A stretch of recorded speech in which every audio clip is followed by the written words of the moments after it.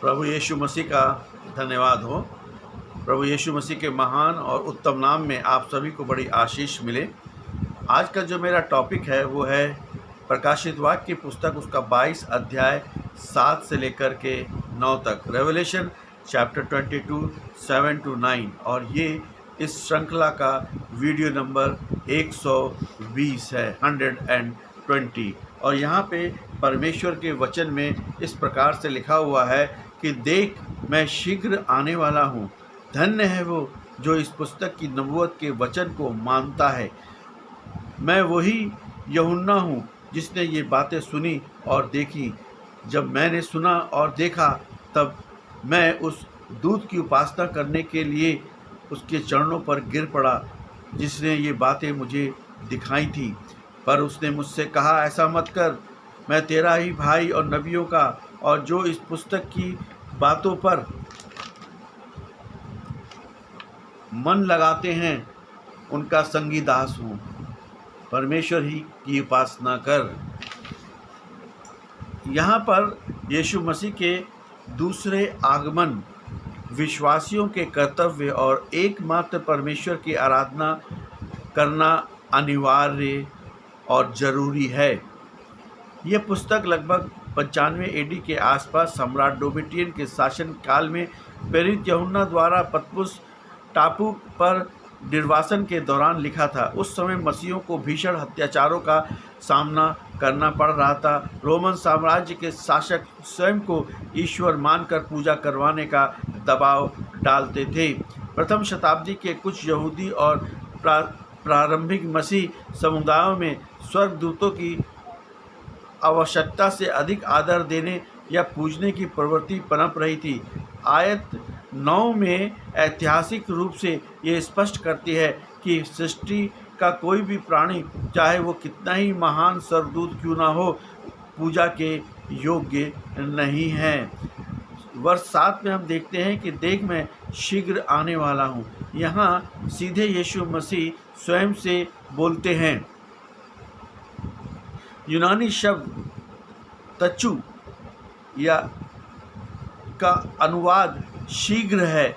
उसका अर्थ केवल समय की निकटता नहीं बल्कि आकस्मिकता, यानी कि सडननेस, यानी कि कभी भी वो आ सकते हैं। जब वे आएंगे तो बिना किसी पूर्व चेतावनी के न्याय और प्रतिफल के साथ आएंगे। धन्य है केवल वो नहीं जो इस पुस्तक को पढ़ता है या समझता है, बल्कि जो इनकी बातों पर अमल करता है। सच्चा विश्वास केवल बौद्धिक ज्ञान नहीं बल्कि आत्मिक आज्ञाकारिता है। वर्ष 8 में हम देखते हैं कि यूहन्ना का भ्रम और स्वर्गदूत और के चरणों पर गिर पड़ा। यूहन्ना जिसने 3 साल यीशु मसीह के साथ बिताए और महान आत्मिक दर्शन देखे, वे भी प्रकाश की भव्यता से इतने प्रभावित हो गए कि स्वर्गदूत के चरणों पे गिर पड़े। यहाँ ये दर्शाता है कि सबसे परिपक्व विश्वासी भी महान अलौकिक अनुभव की या परमेश्वर के सेवकों या साधनों को परमेश्वर को समझने की भूल कर सकते हैं। अलौकिक दर्शनों के प्रभाव में बहने के बजाय हमेशा परमेश्वर पर ध्यान केंद्रित रखना चाहिए। वर्ष 9 में देखते हैं कि परमेश्वर ही को दंडवत कर, वर्शिप गॉड अलोन। स्वर्गदूत ने स्पष्ट किया है कि वे परमेश्वर नहीं बल्कि परमेश्वर का एक सेवक है। स्वर्गदूत, भविष्यवक्ता और विश्वासी सभी एक श्रेणी में आते हैं कि वे परमेश्वर के दास हैं। आराधना केवल सृष्टिकर्ता परमेश्वर पिता, पुत्र और पवित्र आत्मा का अधिकार है। किसी भी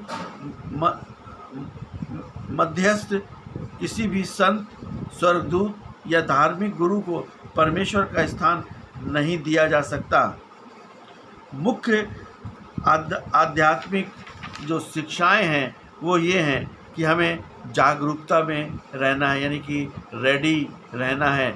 मसीह का आगमन निश्चित है और वो अचानक होगा, क्योंकि इसलिए आत्मिक रूप से हमेशा तैयार रहें। वचन पर चलना, आज्ञाकारिता जिसको बोलते हैं। प्रकाशित वाक्य केवल अंत समय की भविष्यवाणियों की किताब नहीं है बल्कि पवित्र जीवन जीने की मार्गदर्शक है। शुद्ध आराधना, प्योर वर्शिप जो है, अपनी भक्ति और आराधना को केवल परमेश्वर तक सीमित रखे, किसी भी प्राणी की पूजा और मूर्ति पूजा के समान है। इसलिए प्रभु यीशु मसीह पर विश्वास करें, प्रभु यीशु मसीह से अपने पापों को मान लें, प्रभु यीशु मसीह से अपने पापों का पश्चाताप करें और यीशु मसीह को उद्धारकर्ता के रूप में ग्रहण करें। यही मसीही जीवन है। आमीन।